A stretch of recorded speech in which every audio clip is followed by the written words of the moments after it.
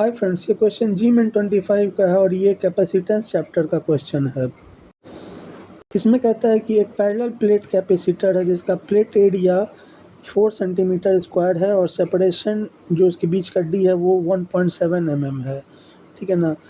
उस parallel plate capacitor के बीच का जो स्पेस है उसको फिल्ड किया गया यूनिफॉर्म डाइलेक्ट्रिक मटेरियल से, जिसका डाइलेक्ट्रिक कांस्टेंट 3 और 5 है।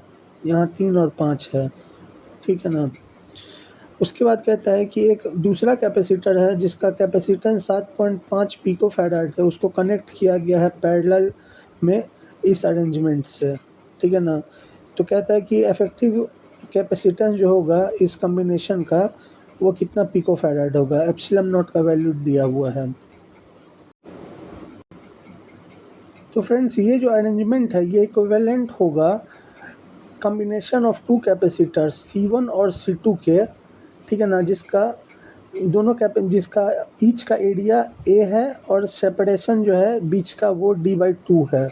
एरिया A होगा और सेपरेशन बीच का D/2 हो जाएगा, उसके इक्विवेलेंट होगा ये कॉम्बिनेशन। तो इस कॉम्बिनेशन को अगर हम C सीरीज़ कहें यानी CS कहें तो 1/CS बराबर हो जाएगा 1/C1 + 1/C2 के, क्योंकि दोनों सीरीज़ में है। तो यहाँ जो हमारे कॉम्बिनेशन का कैपेसिटेंस है CS, ये हो जाएगा 1/CS बराबर 1/C1 + 1/C2।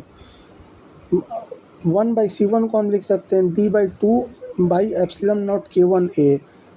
इसी तरह C2 को 1/C2 को लिख सकते हैं D/2 ε0 K2A, क्योंकि C जो होता है वो बराबर होता है ε0 K/D। इसलिए हमें CS जो है वो मिल जाएगा ε0 A/D into 2K1 K2/K1 + K2। अब हम इसमें अपना वैल्यू रख देंगे CS में।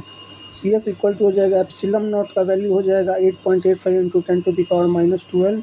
A का हो जाएगा 4 × 10⁻4। D का हो जाएगा 1.77 × 10⁻3 और 2K1 K2/K1 + K2 का वैल्यू होगा 30/8। ये आ जाएगा 7.5 × 10⁻12 यानी 7.5 पिको फैराड है। अब हमारा जो C इक्विवेलेंट होगा फाइनली वो हो जाएगा CS, जो अरेंजमेंट है उसको पैरेलल में कनेक्ट किया जाता है P में 7.5 पिको फैराड से।